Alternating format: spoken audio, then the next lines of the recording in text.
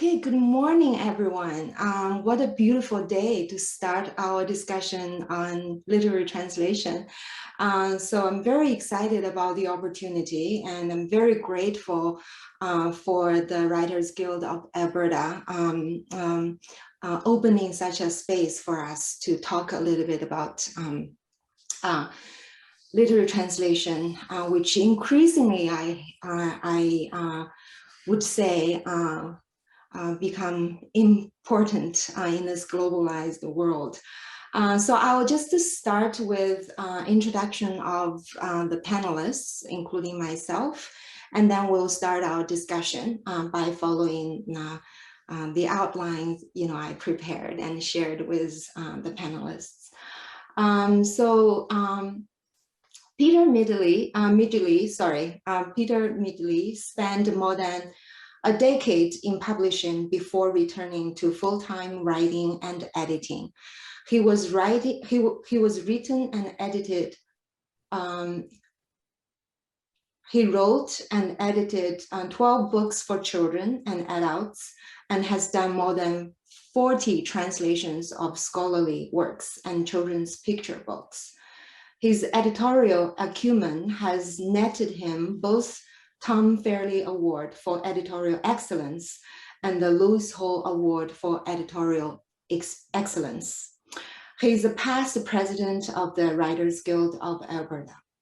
His latest book of poetry, Let Us Not Think of Them as Barbarians, coming out from, already published from New West Press, was shortlisted for the Stephen G.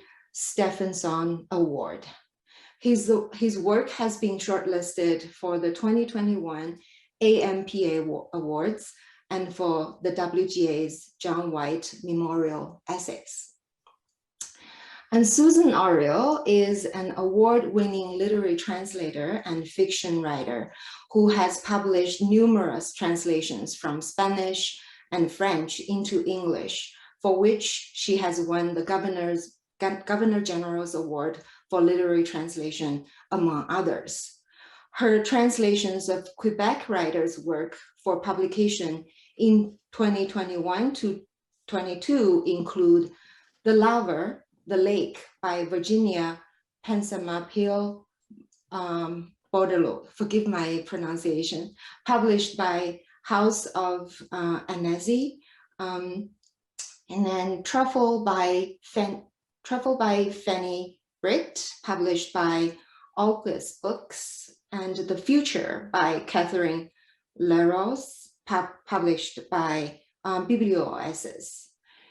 She also co-founded the Banff International Literary Translation Center residency and was its director for 3 years. She has published 2 novels of her own, Damn Selfish and Nathan, and is currently writing the play Urgency with a collective of women writers and knowledge keepers. Leilei Chen, myself, is a literary translator, bilingual writer, and a scholar. I published the Mandarin version of Nationalism, a very short introduction, with China's Yiling Press in 2017, and Oxford University Press in Hong Kong in 2020. I wrote Reorienting China, Travel Writing and Cross-Cultural Understanding, published by University of Virginia Press in 2016. My poetry and prose translations and personal essays appears in anthologies and literary journals in Canada and beyond. And I currently has the honor of serving as the Vice President of Western Canada on the board of Literary Translators Association of Canada. Okay, so I move on to questions.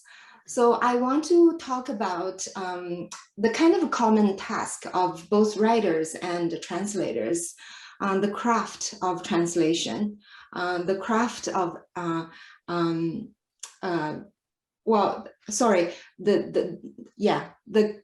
was kind of reversing the order of the questions.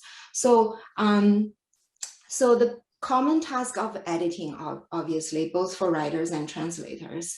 So what is the editing process, especially for a translator? I would like to hear from the panelists of what's your experience like and share some insights of the editorial process. So I would, so anyone who want to go ahead? Susan, maybe first. Okay, so you wanted us to talk about the editorial process and not translation per se? Translation, yeah, I mean the editorial process of a translated work. That's the question, yeah. Well, I've had the good fortune to work with a number of publishers here in Canada and of course in Quebec and overseas, because the rights to their authors have been bought by Canadian publishers. And I do find that editing a translation is different from editing regular work because the editor has to be aware of the other culture in a way and of that fact. But insofar as the translation itself is concerned, the translator is bent on creating the same notional and emotional experience for the reader. In other words, that the reader comes away with the same pictures in mind, with the same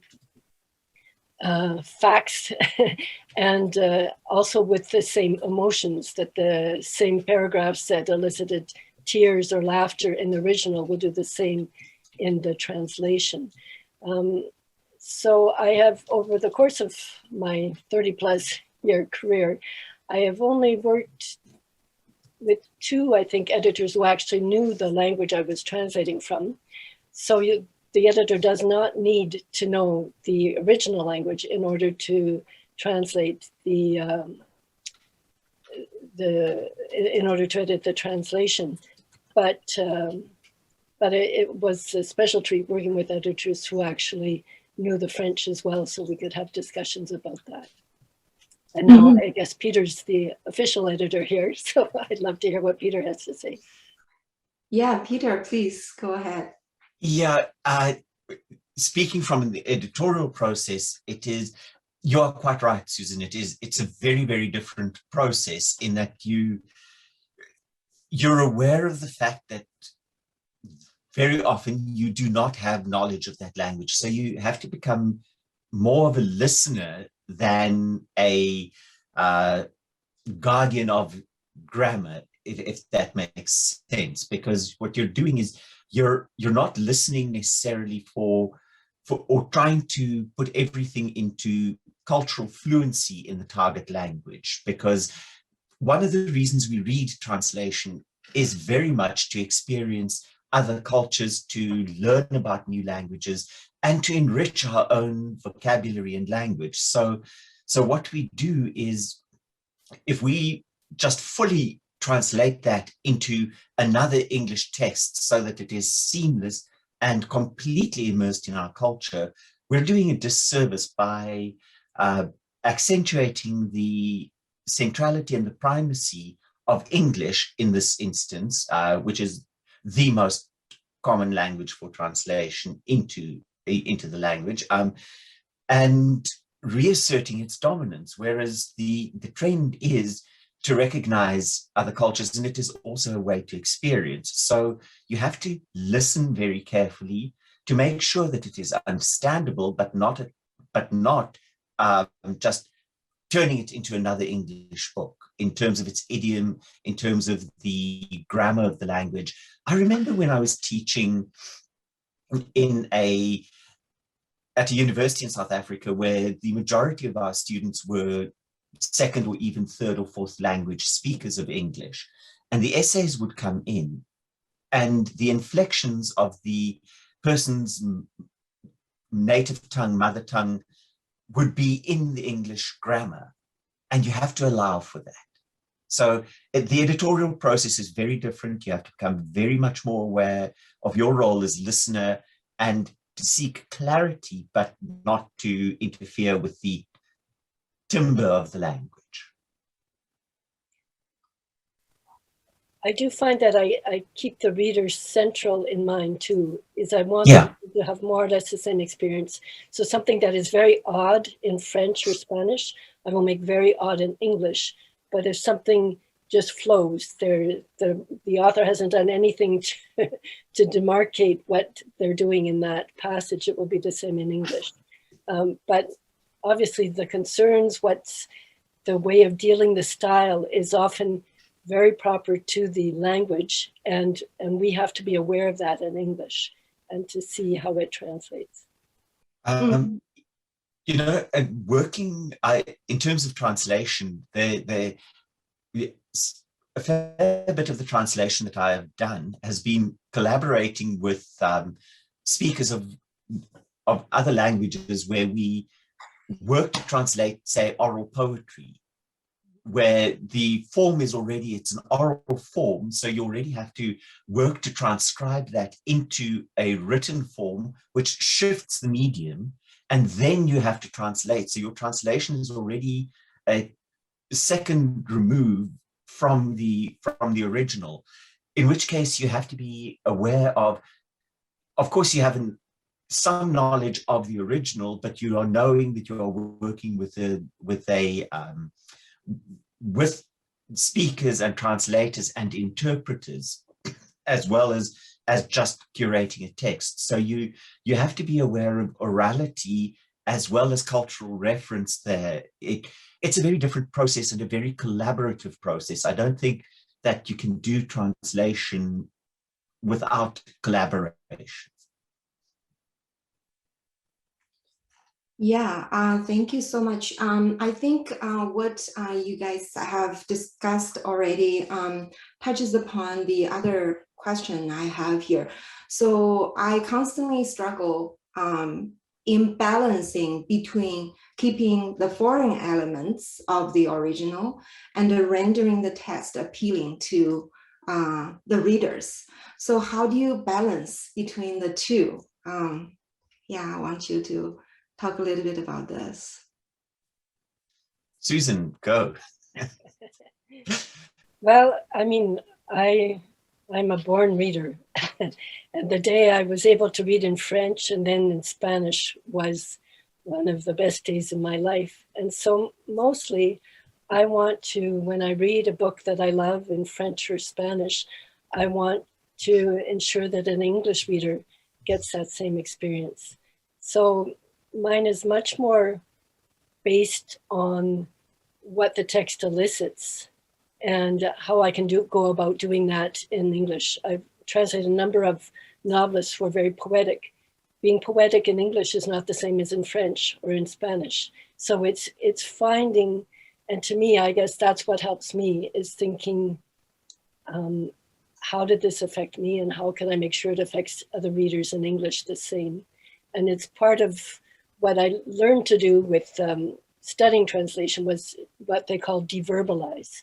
So you understand the original and then you get away from the words and you live kind of in that space as you re-express it and then compare back to the original, of course. Yes, and I agree with you, but then at the end of that, after having gotten away, you have to return to it again and pull it back. So the translation happens in that level of finding the music, finding the poetry, and a good example of this, for instance, is often translations from French with older poetry, because older French poetry relies on the Alexandrine as the metrical patterning.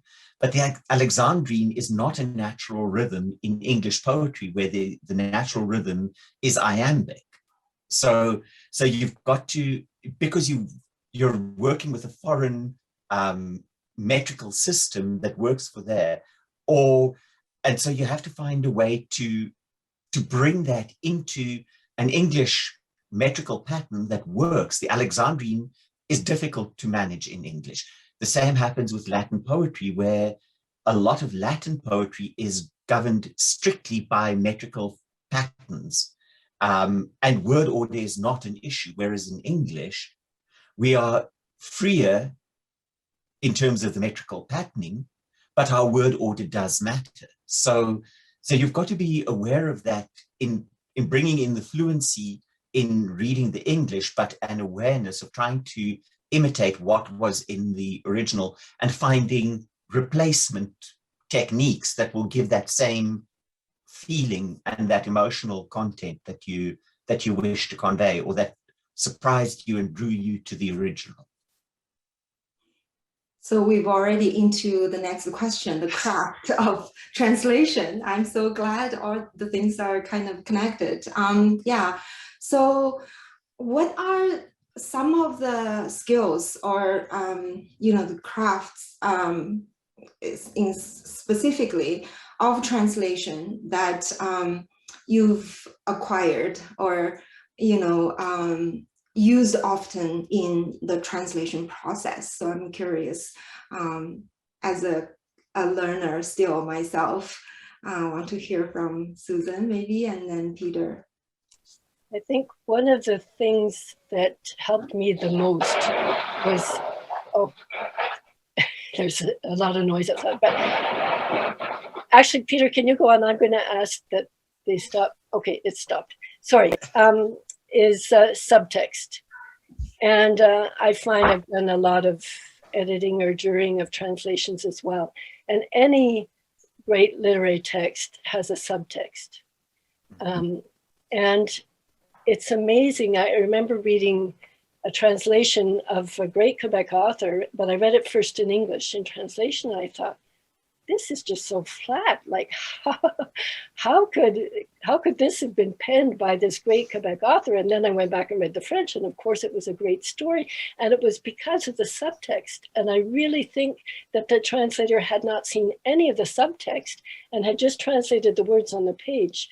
And it's the subtext that gives body, that gives shape, both to the original and to the translation. And I'm not saying that you say it in words, but when you've understood it, it comes out in the words you choose and in the way you express what was expressed by the original author. Peter? Thank you. Yeah. Thank Yeah, you.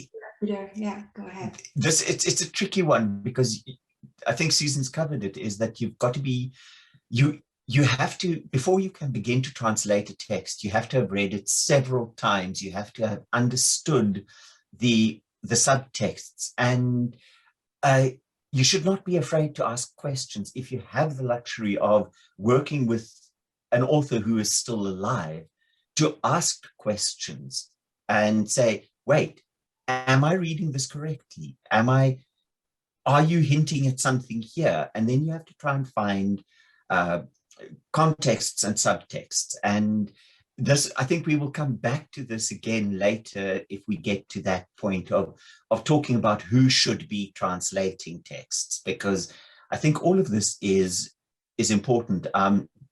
Ngugi wa Thiong'o, in a seminal book that is written for about writing and about language, which is Decolonizing the Mind, is not so much, it talks about how writers who write in a second language and write in English, if that's not their mother language, how they enrich the English language and how translation can help with that. And I think that when we are translating, we have to be aware, subtext is what brings us that enrichment. It brings us those other cultural contexts. It leads us to an understanding of the society. This is why when I was learning French, and believe me, I'm still very much a learner of French, one of the most important modules in that course was a module on French culture, because if you don't understand the cultural nuances and the cultural references, you can't hope to gain fluency in the language. And it's that cultural fluency that becomes the most difficult thing. And this will feed into future discussions, is when we look at the constitution of who are the translators and who are the favored translators, very often the politics of translation comes into here as well, with people who don't have the cultural fluency to be translating, who are doing the translation. So again, I think this feeds into subtext. I think it goes into that. It takes an incredible awareness as a translator. It's a tough job. I totally agree. I totally agree. But these are very good discussions. And I think we have questions in the chat. We'll leave time for Q&A at the end of the session after we finish all the questions. So now I'm going to move on to the process of getting a work translated and published. So how does a writer find a suitable translator for his or her or their work? So I don't know if there's a contractual relationship between the writer and the translator. So I want to hear from you people based on your experience and insights. Susan, go ahead, please. My experience is mostly that publishers are the ones who contract translators. And so, but what you can do is if you've written an author who isn't translated and you're in love with that author, you can then go to different publishers and suggest a translation of that author. Another way for authors to start small, if they haven't written a blockbuster that's being picked up by publishers around the world and being translated, and those publishers are hiring the translators. There are, for example, translation literary journals. And if a short story of yours, a poem of yours is translated by a translator into whatever language and appears in that literary anthology, that's one way of getting your foot in the door. But mostly the writer's job is to write a fantastic book that people will want to read in other languages. And of course, books that win prizes or receive a distinction of some sort, I think, do sometimes draw the attention of other publishers more. But I worked at the Banff Center in the Literary Translators residency. I've worked with translators from all around the world, and a lot of them are just contracted by the publisher to do a translation of a book the publisher has bought rights to. But a number of times when the translator falls in love with the book, they will then bring it to the publisher. Peter, go ahead. Yes, in the conventional sense, yes, it is generally publisher driven because the rights to sell translation rights is part of the contract that an author signs with the publisher, and that falls under the subsidiary rights. And we can go into that in a bit more, but what it basically means is that the publisher, as part of the license to promote the work, has the right to sell the translation rights. And once they've sold the rights, it is the foreign language policy, the target language publisher who has to find a translator. And so they will mostly approach it. But yes, as a writer or a translator, you can establish relations with somebody and pitch a translation and say, you know, this is a culturally significant text. It should be translated, and make the case for why it should be translated. But very often translations also grow out of informal relations. I mean, a lot of the work that I've done, especially with collaboration work, where I've worked with indigenous languages in Southern Africa, has been where I have read work about an author or read a snippet of a translation and have gone out to seek particular work to understand a particular genre more. And in that way, built up a collaboration. And then I use my contacts in a different world to pitch the work. But so you don't necessarily have to go there. Often it can be a learning experience and work back. And so it's personal networking. It is the publisher's responsibility. It is a knowledge of authors to say to an author, hey, that's a great book. Has it been translated? No, it hasn't. Well, do you want to speak to your publisher? So the importance here is to go to translation fairs, to be known in the literary community that you're working in, or in the scholarly circles as a translator of that material, to really make those connections and work with them. There are no hard and fast rules about who does the translation. Yeah, thank you so much. Yeah, so for emerging translators, my story, recently I contacted an author who is a very prolific Chinese novelist, and I said, can I translate your novel? I'm lucky because he said, yes, this novel is available for translation. So I guess the contact obviously is for me to ask for permission, right? Translation permission. But then he asked, if you and I can sign a contract. I don't know how to respond in the situation. So I don't know what is the relationship between a translator and a writer in terms of this kind of a legal issue of signing a contract. Have any one of you had this experience or insights? Yes, absolutely. Whenever you enter into any relation to do work as a freelancer, you should be signing a contract. Mm-hmm. There's the simple answer to that. You are signing away the work. You need to understand what your rights and what your responsibilities are as a translator, and the author needs to have very clear outlines as to who is going to be there. You have to figure this out. Is, for instance, a very simple thing is who is going to own copyright in the translation.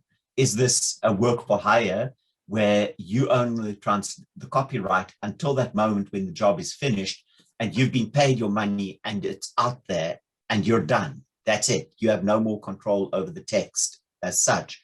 Or if you've signed an agreement where your involvement will continue beyond that, you have to clear up the terms of what you are doing. It's a business contract. Absolutely, sign a contract.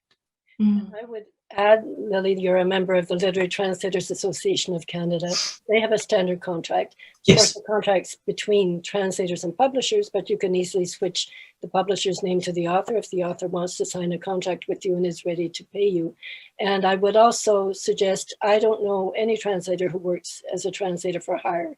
We all keep copyright on our translation. And so I would suggest you do that. It's your work. It wouldn't exist in English if you hadn't done it. And the English text is your work. Mm. Okay, thank you. I just to add that I have done where I have released my copyright, but those are mostly for projects where I know that the profits to the work are going towards good causes. For instance, one of the first translation projects that I worked on was to help translate a set of stories into indigenous languages, and I did the Afrikaans translation, but I gave the organization READ, which is the literacy promotion organization, the rights to that book, because all the money that came out of the book went to the organization. So I have absolutely signed away my copyright, but that is because I consider that was my choice to do that. And to tell you the truth, copyright, because many of our contracts will say we can earn money off of the copyright on top of what we were paid, as of, for example, 5,000 copies sold. Well, 5,000 copies sold in Canada is a lot. So often copyright doesn't mean any more money, but it does mean ownership. So. Okay. Yeah, thank you so much. I think that also connects to what Peter mentioned earlier about, how literal translation is a collaborative process, right? You need to negotiate with the writer, the publisher, and so it's a very complicated process, and it's really, really hard work. So, okay, so my next question is, how does a writer help a publisher for the translated version of their work, both in terms of, I guess, the production of the translation, as well as the publication, the ultimate publication of the work. So I hope that question will join two communities together. So yeah, I want to hear from the panelists' point of view on this. I don't know if I would call it helping the publisher, but it's in my contract. I have final say, so it is the back and forth. I send in my finished manuscript. They have their copy editor go through it, comes back to me with suggestions, which I accept, or I come up with a different solution, or which I reject. And that's the way we get to a finished version. And then once I've given the green light for that version, then it goes to the printers, and I really don't have any part in the rest of what happens. Yes, I don't think that if you work through a publisher, that you are ever going to, or are likely to encounter a situation where you are not asked for your input and for some form of collaboration in the editorial process. On the writing side, it's a little different. I mean, I know of many cases where a translator or foreign rights was sold, and the translator that the publisher picked never communicated with the author. Now, I think that as a translator, you should be trying to connect with an author if you can, simply because that's how you get to the best kind of translation, is by asking questions, and it can lead to mistranslations and misinterpretations of things. Of course, it is also a leap of faith for the author, because if you are translating into a language where you do not speak the target language, then you simply have to trust that this translation is going to be done, and then it is up to the publisher to ensure that the translator is working ethically by contacting the author if that is feasible, and has the relevant cultural knowledge to do it. A lot of this rests on the publishers, I think, to make sure that it is a problem. And this is partly why translation is such a small part of the market in book publishing, is because it is expensive and requires a lot of dedication and commitment to doing it right. Absolutely. Yeah. I want to open the space for questions among ourselves a little bit more.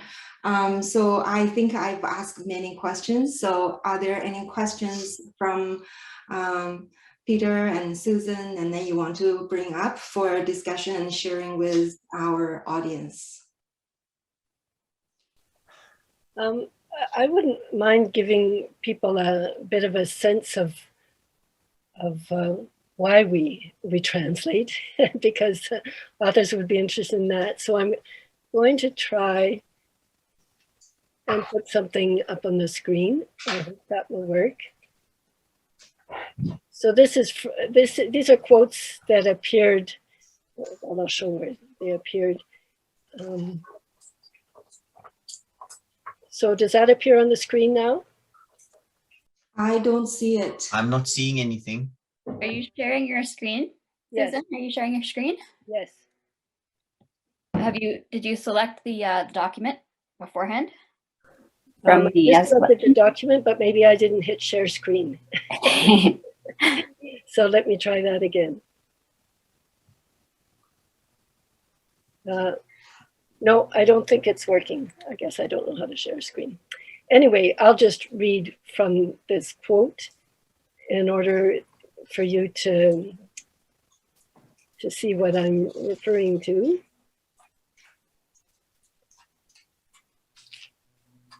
So this is Paulo da Costa, who translates from Portuguese and writes in English and Portuguese. said, an important part of what inspires me to bring texts across languages and cultures is a desire to hear the immense diversity of human approaches to perceiving and singing our inner and outer worlds. And that is, I mean, the more we can hear from people from different languages, different cultures, different ways of thought, the more open we become to the rest of mankind. And then there's one by Lorna Crozier, and the whole earth is of one language and one speech. Deer talks to woman and woman to fox, no mistrust or fear. Magpie chats with muskrat, and oh, the grass, how wet and eloquent its green jive with the rain. So, as I say, for me, that is why I translate. That is why I read translations in languages that I can't speak myself. And that is why I would love it if every writer in the world could be translated so that we can exchange and know more about each other and understand each other better. Yes, I think that is it. It's that enrichment of the human experience is also why I translate. It is to bring different viewpoints, different insights, and especially when you're living in a country like Canada, for instance, which we live in such a contradictory society here, in the sense that we say to each other, it's this multicultural society, and yet we celebrate it on that multiculturalism, that diversity only at certain levels. And translation is one way to do it, but also lends to official bilingualism in Canada, for instance, is a very odd creature. It often gets interpreted as the right to have work translated into the other official language rather than fluency in both official languages. And that, to me, that's not bilingualism. The same comes with multiculturalism, where our population and our demographic is changing so rapidly. Just in Edmonton, for instance, we know that somewhere around 24% of the people in Edmonton are comfortable performing all of their day's tasks in languages other than English. And yet English is the only official language in the province. We know that various Mandarin, we know that Tagalog, we know that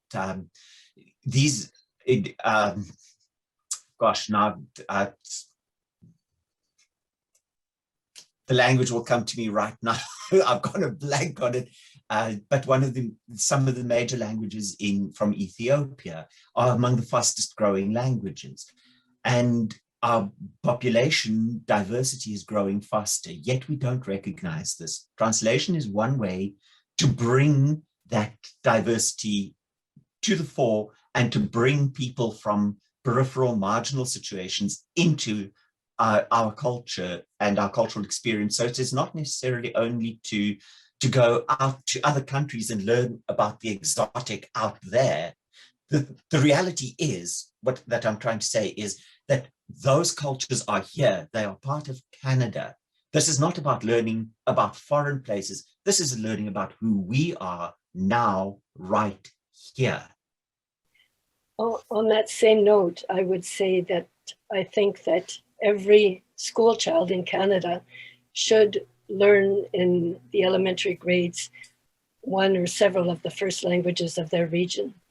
Because and that, no matter where they have come from, is we all, whether we're recent immigrants or settlers from much further back, we all need to know about the actual history of our land. And that starts with the language, which gives you an understanding of the land and which allows you to go forward from there. So I was happy to hear that you're working with Indigenous languages, South African Indigenous languages, Peter. And I've, over the past few years, I've taken Blackfoot and Cree, and I've been working both with Banff's Indigenous Writers Program and with people from all over to ensure that those Indigenous languages aren't lost, and that we realize the importance of them for all of us. I will say I am also trying to learn Cree as well. It's a slow process, and again, it's just so it's just such a very different experience learning it is. Language is very hard. Yeah, learning language is very hard. So from a personal perspective, why I translate, you know, it's so funny. If you live between languages and cultures, you can't avoid translation at all. You're constantly encountering these translational moments. You know, I have a Chinese family. My partner is Chinese. My daughter also speaks fluently Mandarin. So Mandarin is one of the major languages we speak at home. And I read Chinese literature, and I enjoy doing that. But I'm trained in English studies, so I read English literature too. How can I avoid this? So when I was very young, in high school, actually, I had this dream. I was so inspired by reading foreign literatures in translation. Fu Lei, who is a great translator, very well-known Chinese translator of Romain Rolland, a French novelist. And I was so inspired by his work. And then I dreamed of becoming a literary translator myself. And that actually made me become an English major in the university. But, you know, I've been following this kind of institutional route for so long. And I realized, you know, translation wasn't encouraged at all by the system because, well, if you publish a translation work, you're not going to be promoted to professors.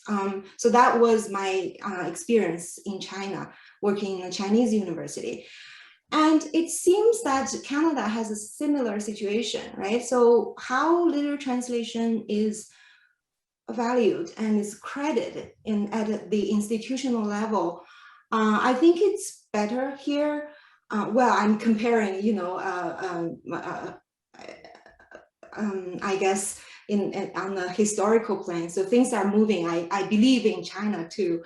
But this is my kind of personal journey of traveling, you know, between languages and cultures. And at this point, I feel, you know, this is something that I want to do. I don't want to keep delaying it. You know, I had this dream as a teenager, but now I'm over 50 already. And I traveled a lot in between two languages and cultures, and I want to do something about it. So that's my kind of personal perspective. I need to do translation in order to feel the meaning of life, basically. Sorry, I'm kind of rambling. So I want to open, again, you know, any other questions from Susan and Peter you want to communicate? Well, I'm looking at the questions in the chat. So there was a question about how to convey the meaning without metaphor. Or do you try to find a metaphor that does work when you have a metaphor in the original?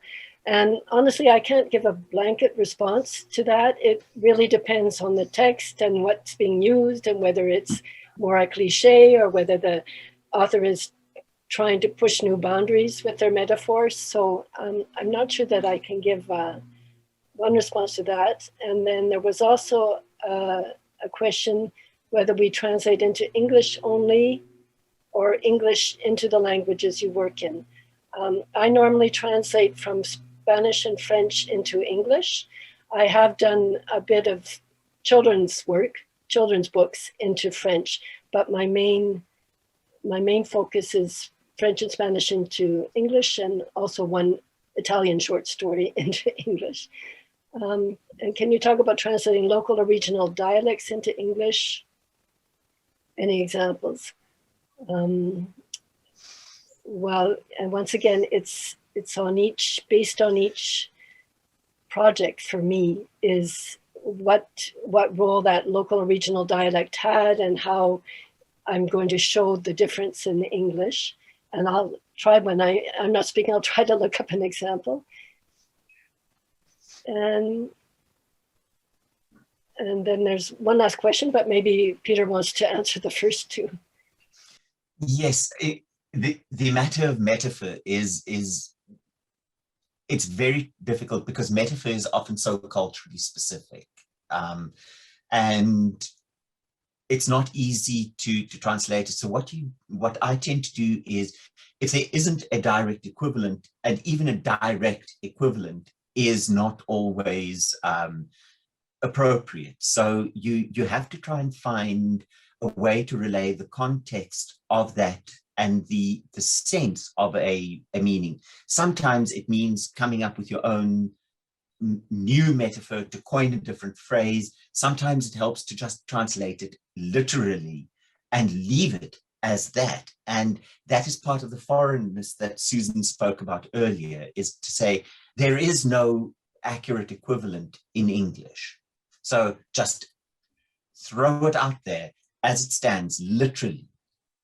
And you may then deviate slightly by saying, throwing out that slightly awkward translation. It's as we say in da da da da. Here is your metaphor, which is roughly, and then you try and explain, give a little bit more context to it in the translation. We tend to think, or I tend to think, that we think that translation has to be a word-for-word rendition of the original.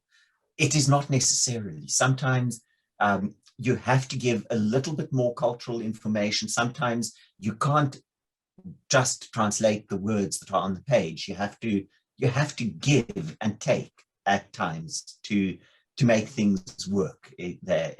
Of course, you want to stay true to the text, but you have to be aware of being able to be flexible around these things. And metaphor is one of those spots where you have to consider how you're going to do it. Direct, indirect, new contexts, new metaphors. It's a case-by-case discussion. Absolutely. In 1 out of 100 cases, sometimes you're aesthetically joyful for being able to find the exact equivalent, in the target language. I was teaching this Robert Burns poem, A Red, Red Rose, and I was so happy when reading, I will love thee still, my dear, till all the seas gone dry. The way how love is described in this poem corresponds to a Chinese idiom. And I was teaching my Chinese students, I said, we say the same thing, exactly the same thing.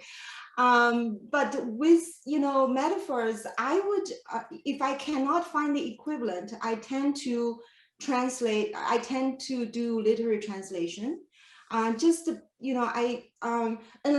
the terminology involves a foreign cultural element, say the process of making cheese, for my Chinese readers, they may need to know more about the process in order to know my literary translation of a particular term, right? I probably will have a footnote. I hate footnotes. I know it's an academic way of writing, but so my literary fiction, my creative writing editors won't like footnotes, I know. But yeah, that's what I would do. Luckily I can find an equivalent.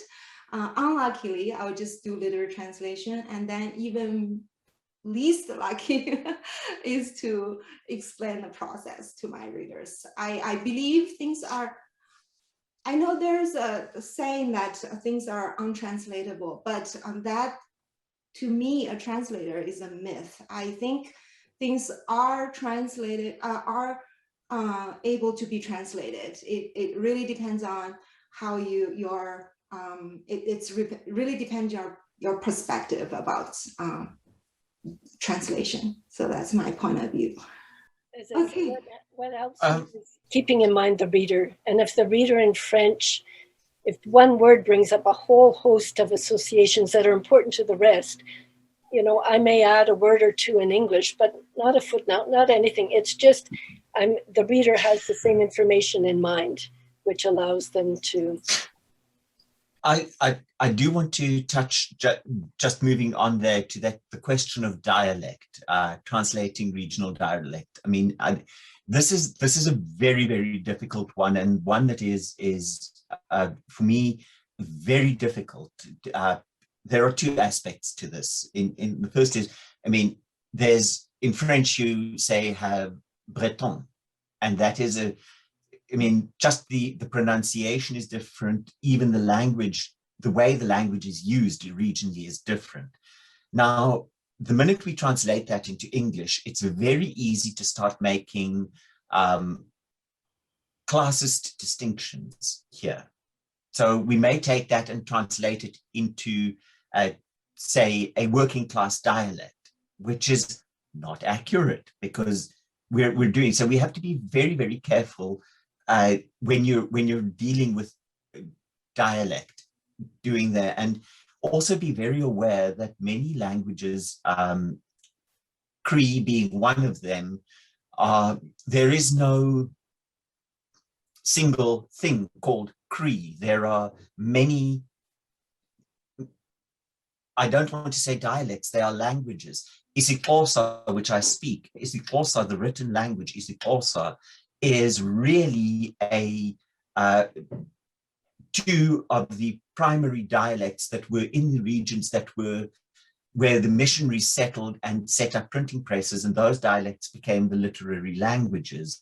But it's really something like 37 different languages that are mutually intelligible, and Cree is like that as well. There are multiple languages that are mutually intelligible, but for a literary purpose. So how do we negotiate this? So in English, we have now reached a standardized form. I can think of the simplest here is in English and Scots, which are different.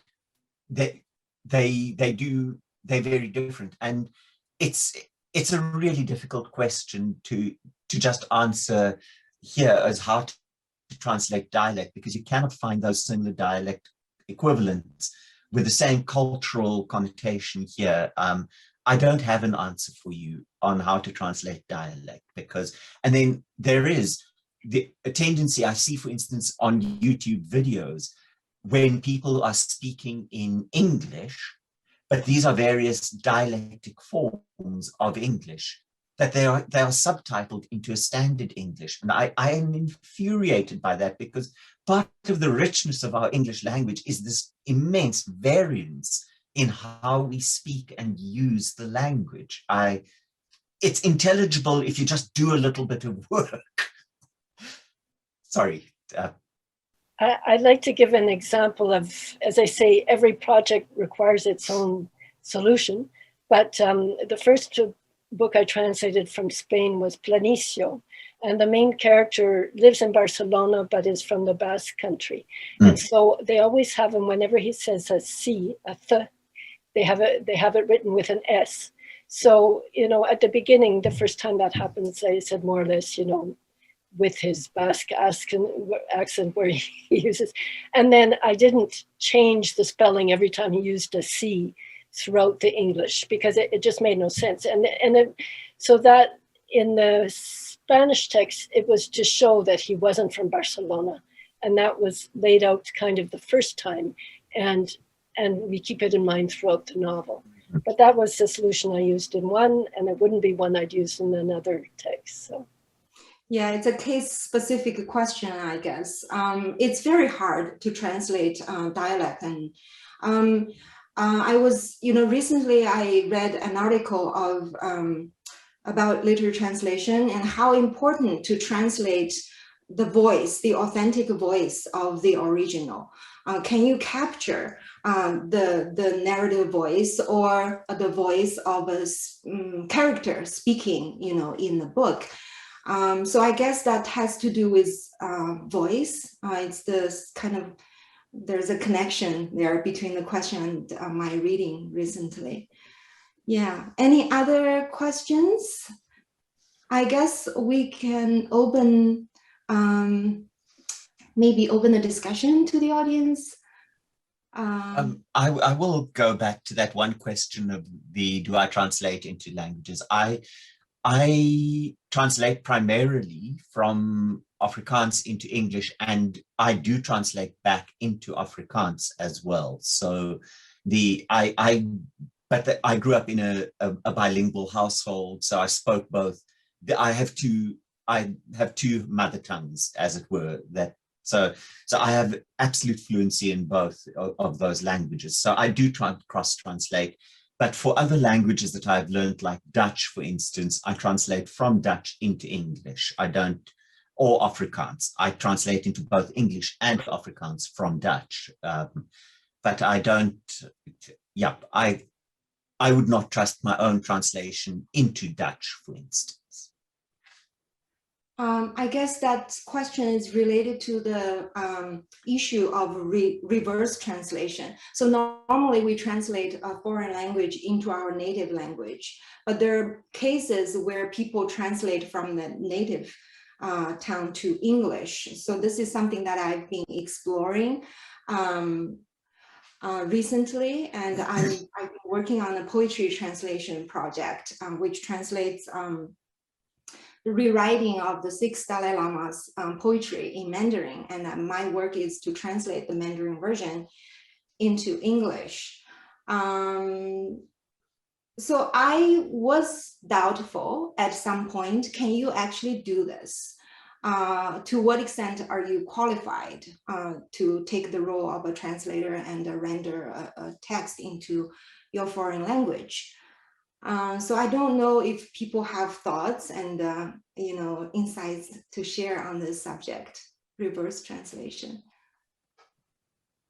Susan, do you want to say something?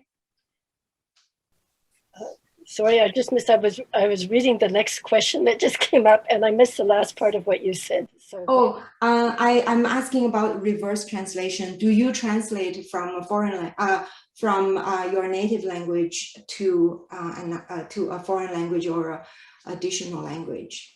Yes, as I said, because my mother tongue is definitely English, although since the age of 18, I've been living in French and Spanish as well as my third language. So I do translate children's books into French, but otherwise, although I have no trouble reading French or writing in French, I don't feel I have that sensibility that comes from actually growing up in the language. Mm. Yeah, I think it's I just don't feel comfortable. I know that there are people who do it, and it is done, but you have to be even more aware of the fact that you are an intermediary between cultures and feel comfortable with cultural fluency at the very least, if not linguistic fluency. But I want to just go back to your question that Ruth asked about considering about parts of the language that are sacred. I think, Ruth, you yourself you are very familiar with this as well, but it's that whole notion of nothing about us without us. And if you don't, if you're going to go to there, if the community tells you that this is sacred knowledge that cannot be revealed, then it is not your right to be translating that. A community has to give you permission to do that. So I would be very, very uncomfortable translating something to which I know I don't have the cultural right to translate. But that's a very different, that again is so specific to cultures. Not all cultures share that sense of sacred and copyright in particular works, in particular areas. They reserve it for other areas. I know there was the translation or the film made recently of Tandom Kolozana's novel, A Man Who Is Not a Man. And a lot of this has to do with the initiation ceremony. I cannot think of the translation. It won or was shortlisted for the best foreign language film a year or two ago. I can find the title for you. But one of the problems is that it deals with a secret ritual, the circumcision rituals, and gives you insights. But how do you deal with that kind of material where you cannot reveal certain cultural practices because it's only initiates who can have that knowledge, but not doing there. So there are ways of describing around it without ever getting to it. But again, you cannot do so. Tando is Umkosa himself. He gets it. He wrote, helped with the script. There are ways to do it, but you have to do that collaboration and have the permission from the community to even go near that kind of material. Yeah, that's a good point. And Ruth and I are working on the translation of her book. Yeah, she published collection of short stories about the Cree people. So we're still learning how to navigate the legal issues because I'm pitching to a Chinese publisher about her book and they're very interested. But things are at a halt, a stop now, or a kind of, yeah, so it's a complicated process. And I think, again, you know, Peter mentioned this needs collaboration from every different angles and directions. It's a very complicated process, especially you want to work internationally, right? If you're collaborating with publishers outside Canada, you know, it can be. This is the kind of situation where a discussion may lead you to a point to say that rather than give the specifics of a particular set of knowledge, you can maybe talk around it. And instead of offering in the translation of that specific, culturally specific and protected material, you can talk about the importance of why this is translated and give a broad outline of what is happening in the process and then move on. And so, but again, this is what is the community comfortable with? What is the, and what will the audience, the readership audience be comfortable with? And I see you can see a tail in. There we are. So these are difficult questions and ones that cannot be, I don't think there are generalized answers to any of this kind of stuff. It's just really difficult. Yeah, I feel, you know, case specificity is a nature of literary translation, I guess. We can't discuss a translation of dialects or metaphor in general, right? There's no space for generalizations in the area of literary translation. We have to be specific, looking at a specific case. So that's my kind of learning from this discussion. Are there any other questions? I have to say that the first years I worked as a translator, that's what I thought as well, Lily, but I find I went to and did my master's in Paris, and there was a wonderful woman who started a faculty there called Anita Seleskovich. So she was an interpreter, but she had a school of translators and interpreters, and they called about this interpretive theory of translation, where very simple. It's not one of those theories that become mathematical formula, but where you have more or less comprehension, deverbalization, re-expression, things like making sure that you get across the same notionality and emotionality. And I found putting general terms on that actually give me free leeway.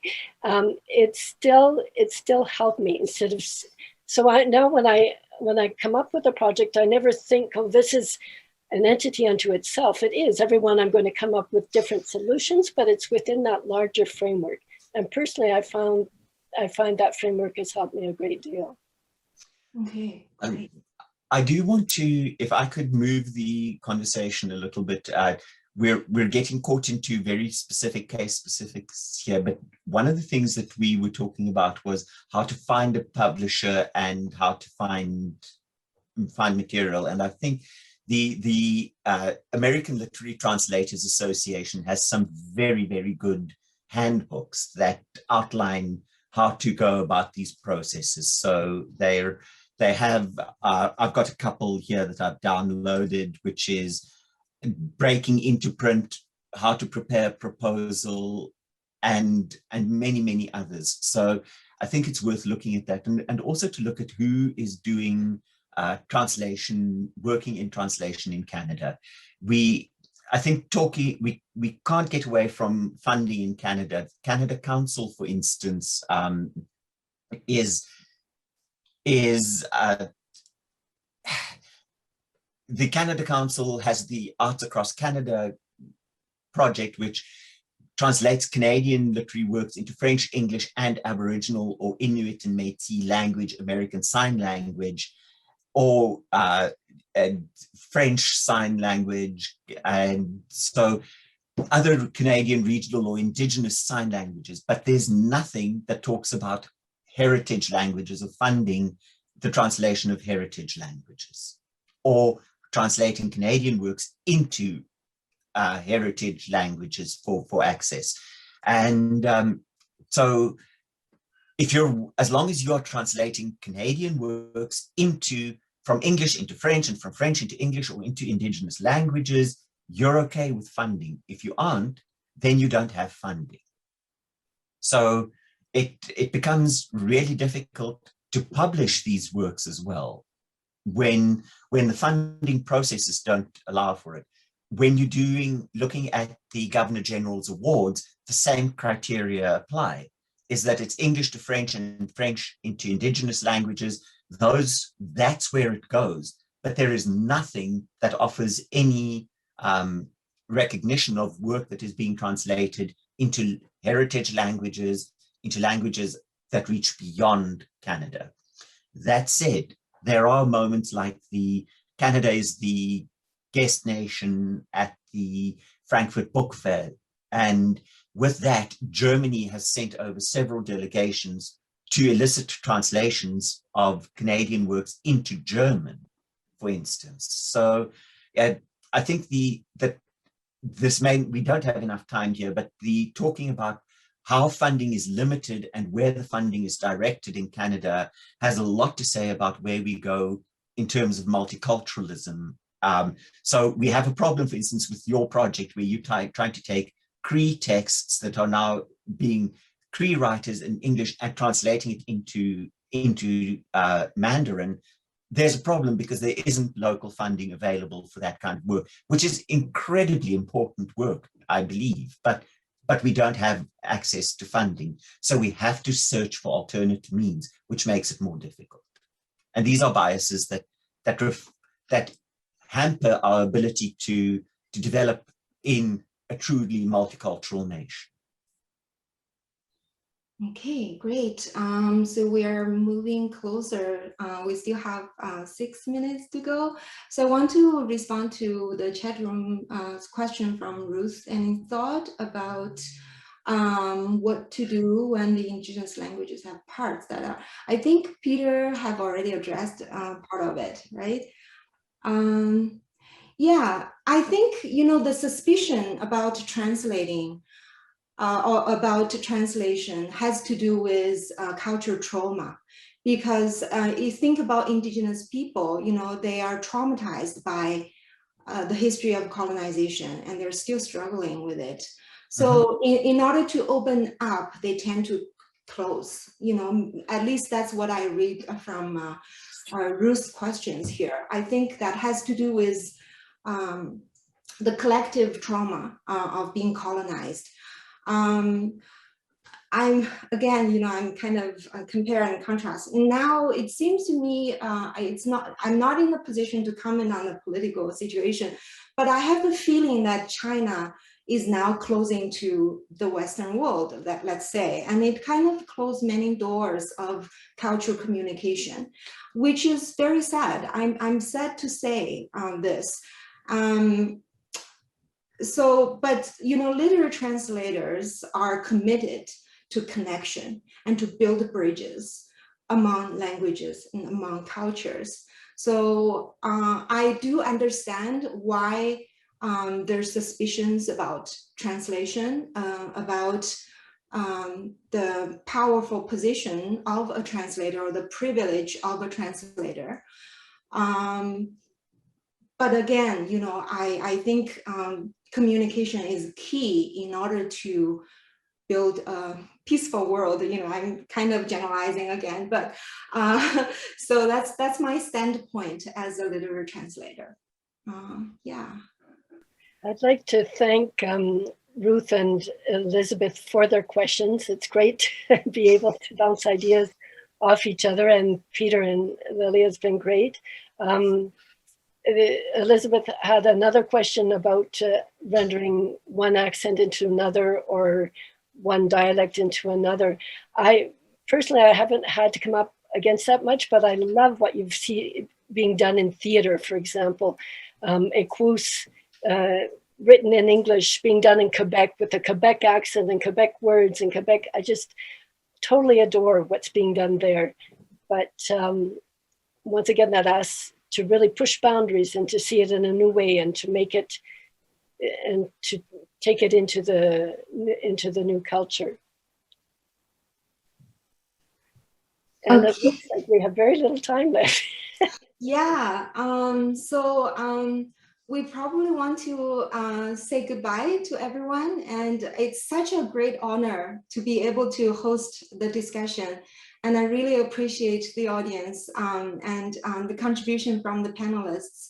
I've learned a lot, and I hope we can continue our conversation by going to the Discord that Sophie advised in the chat. So I'll hand over to, again, I want to express my sincere gratitude for Writers Guild of Alberta for their support of this panel discussion.